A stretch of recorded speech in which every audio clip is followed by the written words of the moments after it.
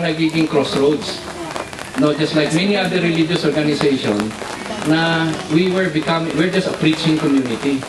And we have been preached to for the last 400 years.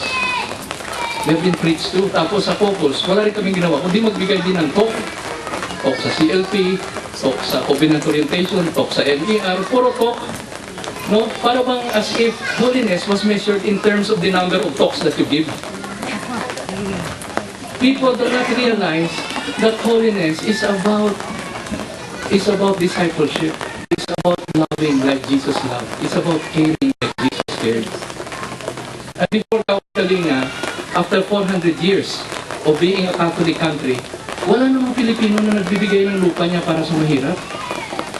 Sasabihin niya sa mahirap, magtiis ka kapatid, your reward is in heaven. And hindi yan pagsusunod kay Kristo. Kasi si Kristo did not only preach, He fed the hungry, He healed the sick, and He built houses just like Apostle Christ did. Because He was a carpenter. Why was He not a lawyer? Why was He not a doctor? Why was He not why was He not any other profession? Why was He a carpenter? Because Jesus was the greatest builder. He was here to build God's kingdom in this life. Not just to tell people magtiis kayo. Because we cannot promise people heaven and just allow them to endure hell in this life. And that's what happened to Apostle Christ last year. But then 95% of CFC decided to stay. Because we realized that God had a plan for us. Not that we were going through the first phase of our own evolution. But CFC now is also now setting also, I suppose now, a new expression of what it is to be Catholic. A new expression of what it is to be Christian. Practice first, preach later. Walk more, talk less. Kakaintindihan ba tayo? At saka, to be truly Christian is to also love the Muslims. And to love the poor without discrimination. Because of religion or because of race or culture. Kaya last year, parati akong na-intriga, parati nagagayo. Kasi bearing away daw ako. Why? Bearing away daw kasi tinulungan natin yung Muslim. Pero si Kristo, hindi ba? No? He also helped both Jews and Gentiles alike. At bearing away daw ako dahil we accepted medicine from Pfizer to help TB victims and also to feed malnourished children. Kaya 2 weeks ago, I was in the front page, hindi ba? No? Bearing away na naman daw. So I asked the bishop, sabi ko, I am a devout Catholic. Please teach me how to be faithful. I am seeking clarity and consistency.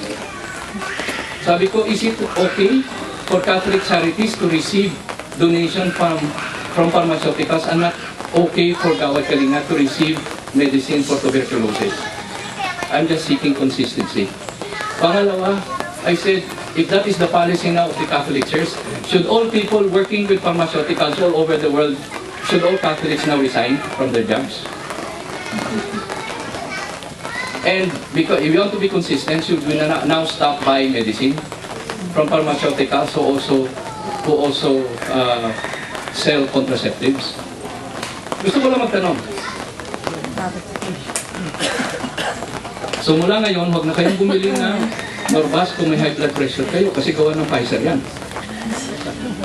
Huwag na kayong bumili ng Lipitor kung mataas ang kolesterol niyo. Pati obispo, bawal na. No, I'm sorry, I had to digress. But I just felt it was unfair to judge this work. The nobility of this work that is being done. No, na-politicize ang Gawad Kalinga because I think we are disrupting convention. Because finally, we're starting to really find a deeper expression of what it is to be Catholic. Now, I was born a Filipino, I was a baptized Catholic, and these are the two, yung absolute realities in my life. But that I need to honor. So dito ngayon, sa tingin ko, nandito tayo ngayon because we are in search of our soul as a Filipino. Tama, hindi? Ito na yung kaluluwa natin. Ito na yung minimum standard natin. No?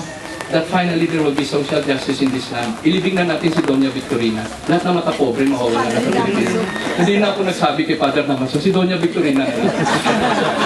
Baka mabiring away na naman ako. No, but this is the thing, mga kapatid. This work can only be done if we all work together. And today, I was honored with the presence also of Mayor Tony. No?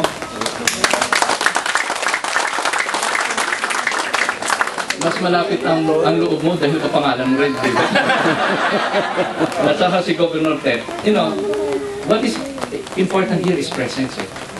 Because the poor have been abandoned and neglected. And what really struck me was that we are all here to be with them. Now, this is about solidarity. This is about presence. Kaya yung spirituality is the spirituality of presence. Because what we're doing here is prayer in action. Ha? Kaya ngayon, itong madidefine na ngayon yung bagong spirituality ng mga Pilipino at ng mga Katoliko. No, na, kasi I am scandalized that the only Catholic country in Asia is also the most corrupt. And that is something that I will not accept and I will not pass on to my children. No, and wala na dapat maging corrupt. Kasi tulad yan, si Mayor nandito. No, hindi siya rito humihingi. Ang problema pa nga, gastos ito sa kanya eh. Kasi kung anong mga ginagawa natin dito, naghanap siya ngayon kung anong gagastusin niya rito. Si Governor gagawa ng kalsada. No, kasi dito, we never talk about money. We talk about love. Yung CFC, hindi, mga siraulo yan kasi pupunta dito, hindi naman nila kamag-anak yung mga taga rito, hindi ba? Mga kapatid, di ba mga siraulo tayo? No, it's only crazy people who believe that they can change the world. And they're the ones who do. No? Yung mga siraulo lang ang nag-iisip na kaya nilang baguhin ang mundo at sila ang nagbabago. At yan ang babaguhin natin. Kasi dumating ng panahon, tayo, 10 years. 10 years tayo na walang iwanan. Yung mga taga San Diego, 10 years na walang iwanan. At pagdating ninyo sa San Diego, ipamalitan nyo ito. Pagdating ninyo sa Amerika, we will give you bragging rights about your experience here. And itong ginawa nila na napakaganda. Pasensya na kayo kasi bihira na ako makapunta rito. Baka next year na ako makabalik. Pero nalula ako sa ganda. Yung landscaping ninyo. Yung landscaping ninyo. Pati yung signage ninyo sa entrance. Sa entrance. Kasing ganda ng asawa ninyo.